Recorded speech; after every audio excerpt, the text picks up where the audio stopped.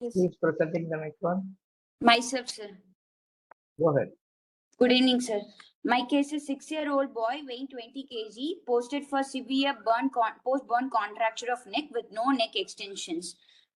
History, chief complaints. We should ask about the etiology of burns and areas involved and duration of burns contracture and any history of gross restriction of neck movements and inability to look forward and any history of limitations of mouth opening. Any history of ICU admissions and acute management of burns.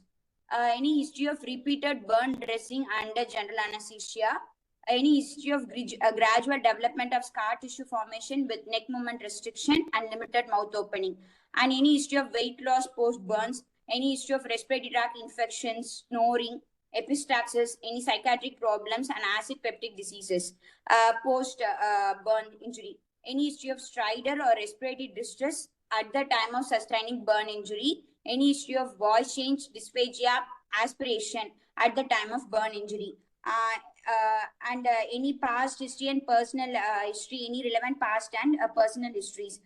General and physical examination, we should see the build and nourishment, weight, and IV axis and vitals. Next, we go to airway examinations. We should check for bilateral nasal patency and mouth opening. If mouth opening is adequate, we can go for MMG grading and any loose tooth or missing tooth. Thyromental distance cannot be measured if any flexion deformity is there, any scar tissue is there, and sternomental distance. Then upper lip bite test and ability to protrude is mandible and temporomandibular joint functions and neck movements like extension, flexion, and lateral rotation. We should check. And also we should check for local examinations like inspection, burn scars, circumferential scar involvement, any scar involvement in the upper chest, any strong bands of scar tissue, any active ulcers, sinuses, fistulas, and any visibility of thyroid, cricoid, and cricothyroid membranes. Then palpation, the scars, any tenderness, firm, raised above the skin surface, and sternal notch should be palpable or not. Carotid pulsations felt or not, and should check for a systemic examination, mostly between normal limits. Challenges, what are the anesthetic concerns? It is a pediatric, the pediatric concerns will be there. Difficult airway, there will be hypothermia and blood loss during the surgeries, and difficult IV access, and difficulty in placement of monitors, and any psychological problems. There will be post of delirium. In case of malnourished patient, there will be anemic, hypoproteinemia, etc. will be there.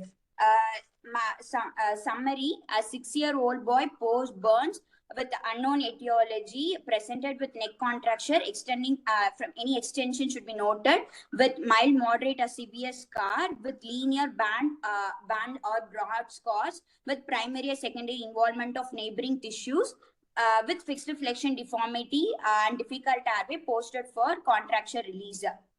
There will be plan A.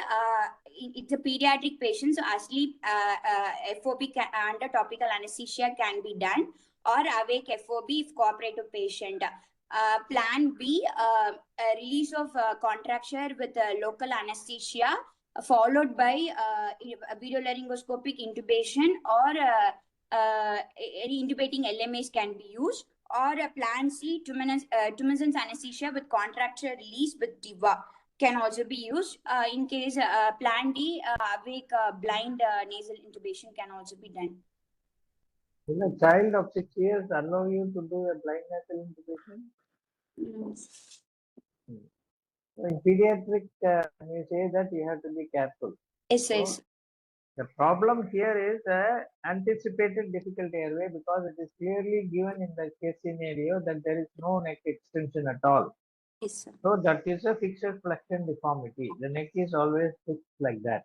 Yes, So sir. in that situation, it is very difficult for you to do a awake intubation in a 6-year-old child. Mostly they will not be cooperative.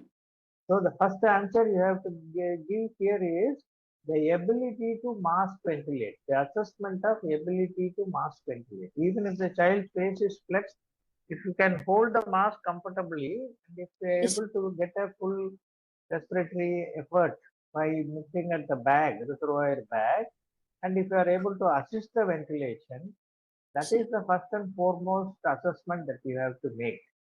Okay? Then securing the airway by endotracheal intubation can be done under topicalized airway under sedation. You cannot just do it in a conscious 6-year-old boy. Okay, so you can do it under sedation. What are the drugs that can be used safely for sedating a 6-year-old boy for achieving a fiber optic intubation, whether by oral route or by nasal? If I know oral, if no IV access and any difficult airway. No, don't worry about IV access. You can secure an IV access somehow. Okay? Yes, sir. We can give Phenergan, triclofas, dexmedetomidine. That is all oral syrup that will make the child little sedated, but it will not cooperate completely for awake intubation. So, ketamine. Ketamine for intubation. Oh, sedation. Will it not preserve the reflexes? Yes, sir. And it will not cause lot of secretions, excessive secretions? Dexmedetomidine. What is the drug which has come to clinical practice recently and available in many institutions? Which can suppress the airway reflexes nicely? Dexmedetomidine. Much more recent than that. Remifentanil. Remifentanil. Okay, remifentanil is one of the very good drugs which can be used as an IV infusion, preserving spontaneous respiration. It is a good cough suppressant and also make the patient nicely tolerate after topicalization. You can attempt the intubation with IV infusion of 0.1 to 0.2 microgram per kg of remifentanil infusion. If you don't have remifentanil, then the next drug of choice will be dexmedetomidine, 2 to 4 micrograms per kg IV, followed by 1 microgram per kg IV infusion. After giving IV antisilagog like glycopyrrolate. Okay? So these are the two things.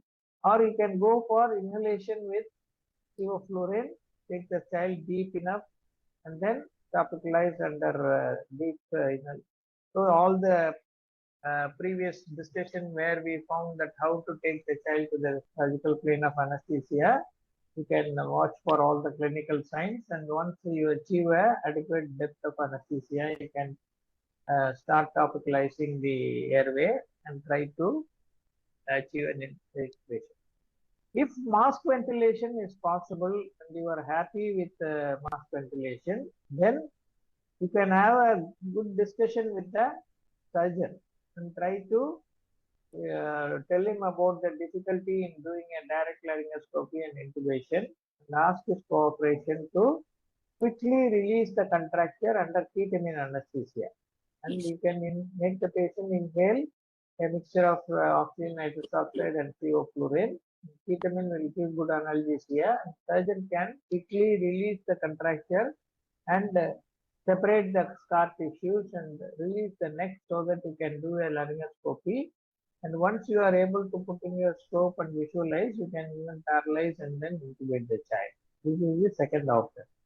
Third option, of course, is about innocent local anesthesia, which again can injected after a mild sedation, where once you inject the local anesthetic, the pain will be gone and the patient will be more cooperative. So that is the third option that you can say about. So the first option is always a fiber optic intubation. And what is hybrid intubation? Have you heard of this terminology, hybrid intubation? Soundarya? Soundarya?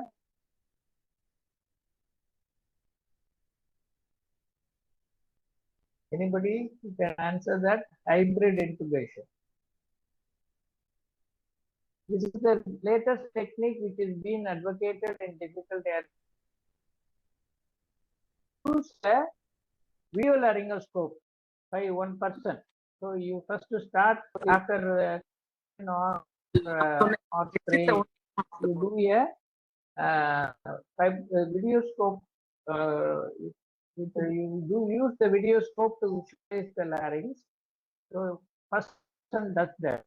So you require a second person who can load the endotracheal tube with a fiber optic scope, just like your regular method, and then introduce it through the side of the video laryngoscope and try to intubate the